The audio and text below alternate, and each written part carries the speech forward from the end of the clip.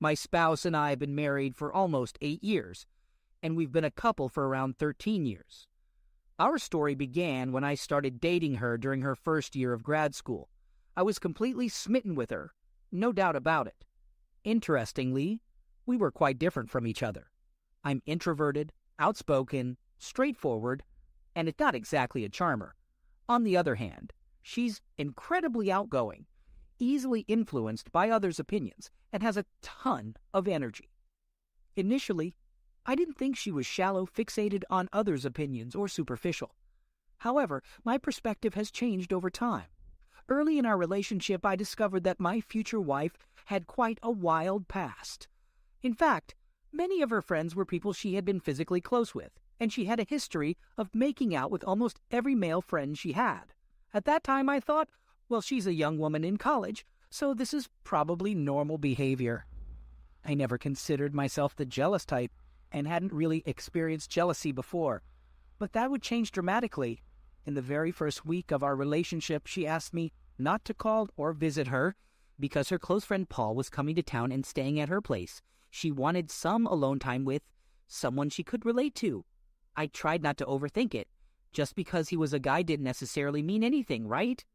However, this memory stuck with me because I would encounter Paul frequently, and I learned that my future wife, whom I'll call Camilla, had a romantic past with him. Moreover, their interactions in front of me were often intriguing.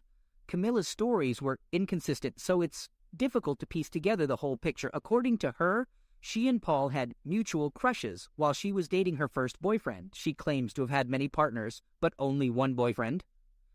The timeline of this relationship varies depending on her account.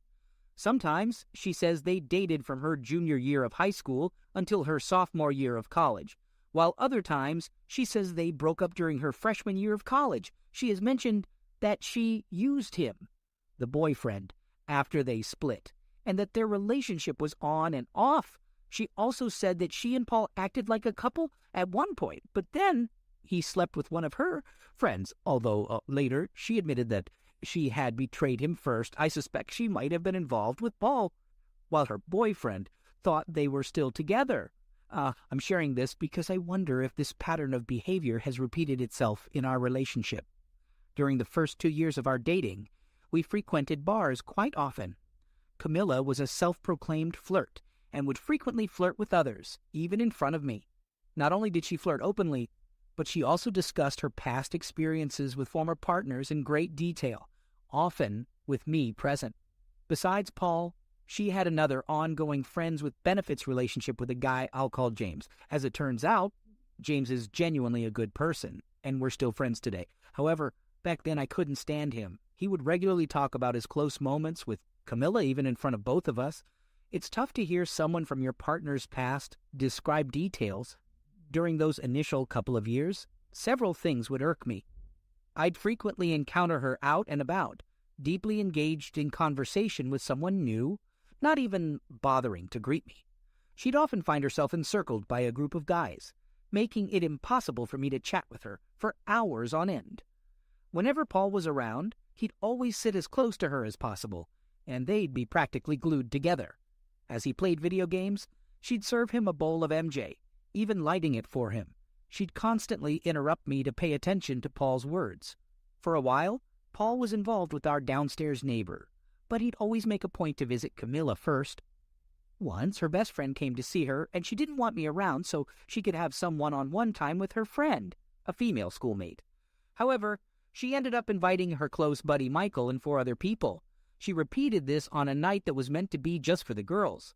I wasn't allowed to call or drop by, yet she invited 4 guys, excluding me, to join their girls' night. I tried my best to let these things slide, but they became increasingly difficult to overlook. My anxiety and insecurity grew. It's worth noting that I had a daughter whom I saw every other weekend. During this time, I experienced a bout of unemployment.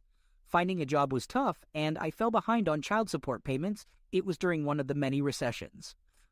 At that point, Camilla was interning, and I attempted to stay in touch with her.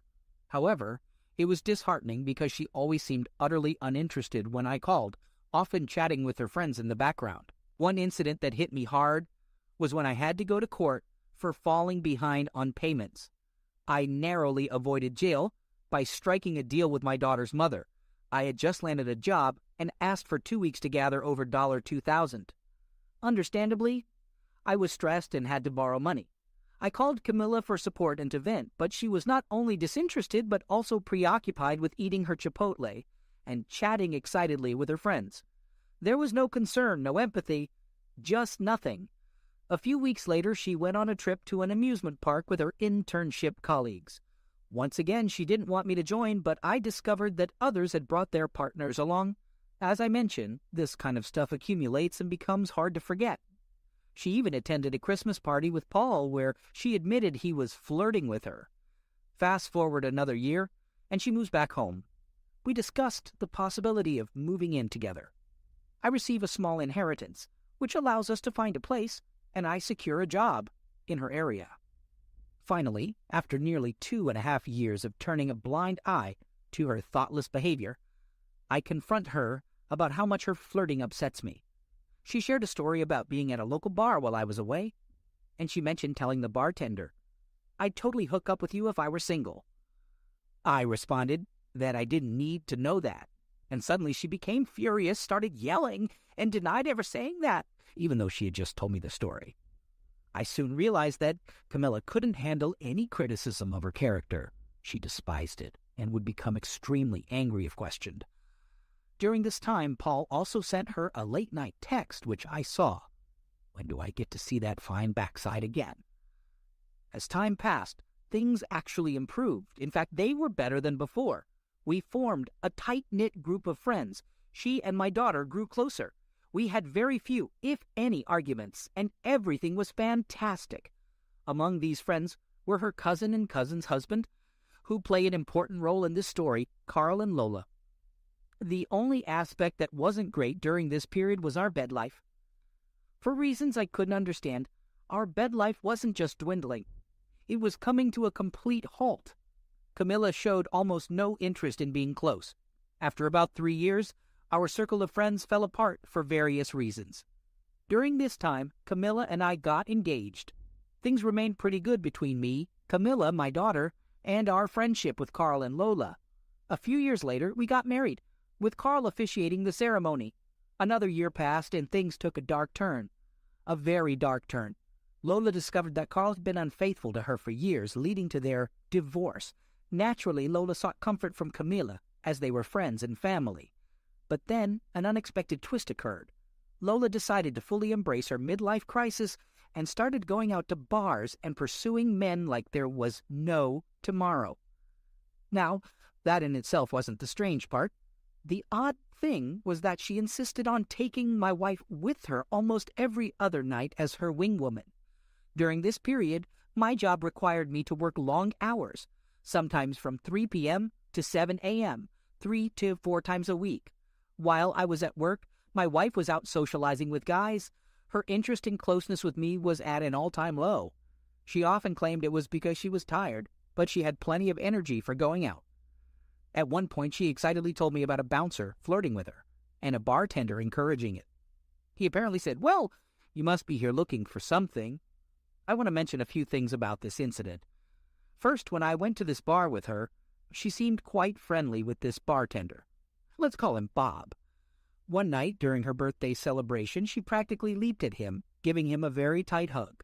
She later claimed he hugged her, but she was so intoxicated that night she fell flat on her face before even reaching the bar.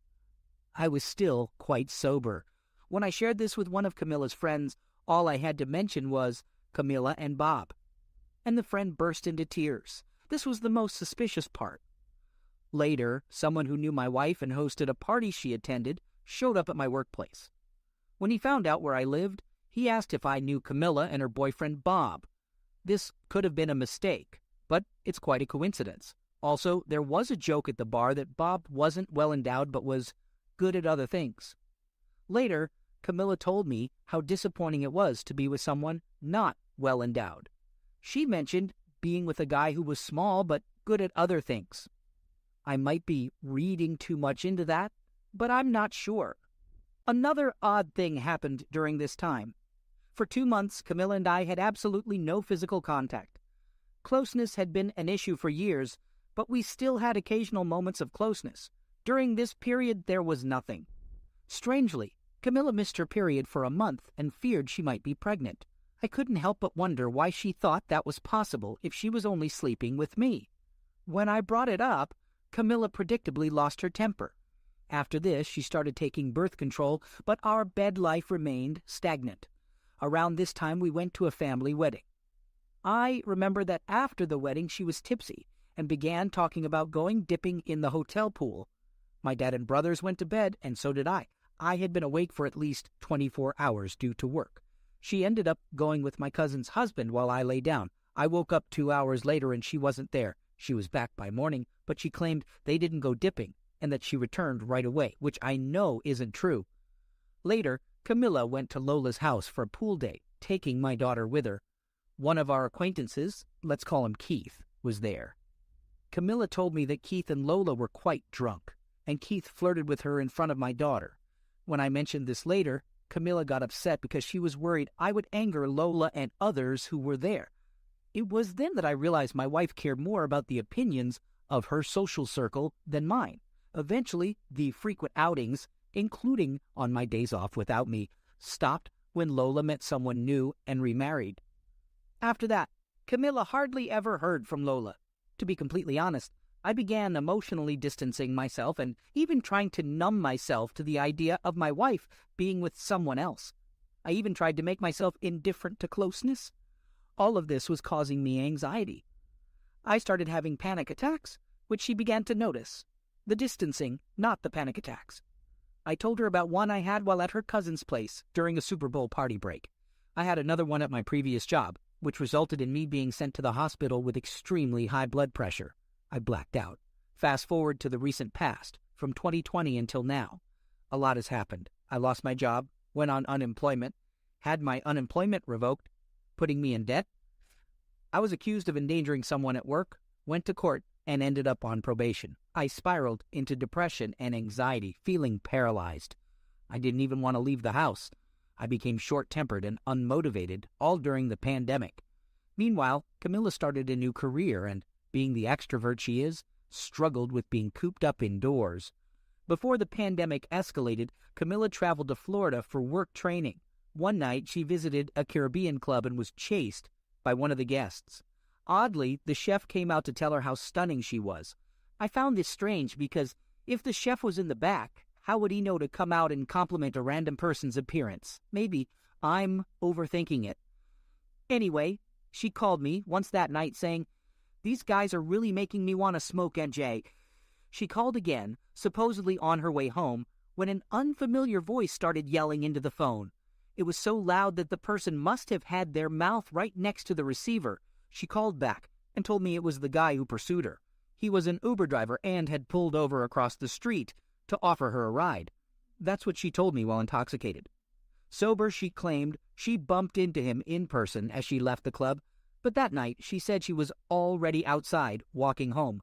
We both began attending therapy. In the months leading up to her departure, she stayed at work later and later. She claimed it was due to her workload, but she had no issue leaving on time for dinners with colleagues, ball games, or other events. I once accompanied her to a work friend's house, staying sober the entire time. At one point, they started holding hands intimately and gazing into each other's eyes. I'm certain of what I saw. This was a female coworker with a boyfriend. Camilla began working out and spending more time on her appearance. She arrived home later and later. I worked the 1 a.m. to 10 a.m. shift, and she often came home when I had only 4 to 5 hours left. One day, she went to a 5-hour book club when we hadn't seen each other, and returned just when I needed to sleep. Any attempt to discuss it was met with anger and yelling.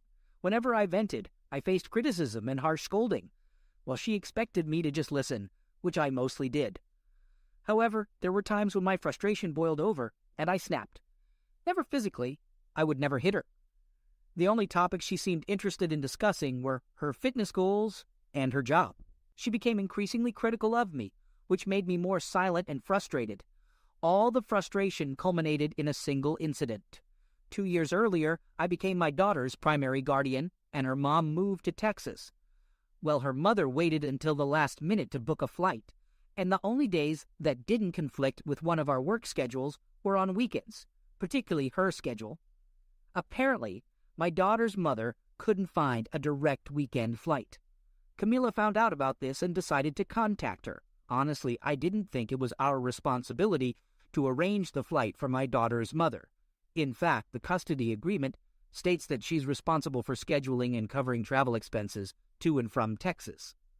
Camila didn't inform me about my daughter's mother's difficulty finding a weekend flight or that she had reached out to her. Camila also took it upon herself to agree on a midweek time to take my daughter to the airport. What she did tell me was that my daughter's mother had scheduled an early morning flight on a Wednesday. The airport is 2 hours away. She said the flight would leave by 7 a.m. at the latest, and she expected to be home by 10 a.m. at the latest. Since Camila had work at 9 a.m., I assumed she had taken the day off, especially if she planned to be back by 10 a.m. at the latest. These were the details I was given and aware of. Camila booked a hotel near the airport and asked if I wanted to join her. I ended up having that night off. However, I hadn't slept in days, was extremely tired, and had a therapy session the next day at 11 a.m. Traffic around the airport can get heavy around 9 a.m., and I was worried about missing my session, which was part of my probation. Missing it could lead to a contempt of court order. In reality, the flight was leaving at 6 a.m. I wasn't told this, and Camila would be home by 8 a.m. But under the impression that she was planning to drive through heavy traffic after a 7 a.m. flight and be back by 10 a.m. at the latest, I thought it would be cutting it close. I declined to go with my wife to the hotel. When she asked me again, sleep-deprived and annoyed at her constant disregard for my schedule and leaving paraphernalia everywhere, I snapped at her. She left angry, returned the next morning, and still went to work. She hadn't requested the day off and wouldn't call in sick. That night, we had a conversation. She asked how long it had been since we were happy. I told her since the time she was going out with her cousin. The following weekend, she said something broke inside her that night, and she didn't want to pretend anymore. She stated that she didn't think we should be together anymore, and when I told her how long I had been unhappy, it broke her heart. I asked if she knew why I said that. She said no, and I explained much of what I wrote here, though not everything. She said she was going to her parents' house for a few days, then packed up way more things than I thought could fit in her parents' small home. I haven't seen her since. She didn't even come to talk personally about our situation with my daughter after she returned, which left my daughter devastated. I can't say for sure, but I can't help but feel there was more to this. Maybe not, though. Perhaps it was a series of unfortunate coincidences caused by our differing personalities. Still, I can't shake the feeling that there's something else. Well, believe it or not, my wife spilled the beans to her friend about her three-way with her cousin. And the bouncer I mentioned earlier, it's pretty obvious there was more than just makeup involved. And if that wasn't enough, she got caught red-handed texting her other lover right before she left. I wish I could say this is all just some made-up story, but it's not. I'm beyond furious, and it's consuming my thoughts nonstop. So I'm 38, and my wife and I separated 4 months ago because I found out she cheated on me. It really messed me up because she acted like our 13-year relationship was nothing. She even texted me 2 months ago saying things shouldn't be abnormal just because we're not together anymore. I'm feeling pretty cynical about people in general now. Lately, I've been getting to know this amazing woman who's really kind and caring. I'm really into her, and she seems genuinely compassionate. I can tell she's interested in dating, but I'm torn. I keep wondering if it would be fair to her to pursue something while I'm still so fresh from my separation. What do you think? It's been 9 months since my wife left me, and some days I'm fine, but other days I have a hard time dealing with it. She was so sweet and loving, and we cuddled together on the couch, but now she's acting like I don't even exist, and it hurts. Even after 9 months, it's hard to forget those contrasting moments. I wish I could just forget like she has. It's crazy that after 13 years of marriage, she could just act like it was nothing. I'm not really looking for answers, just needed to express myself.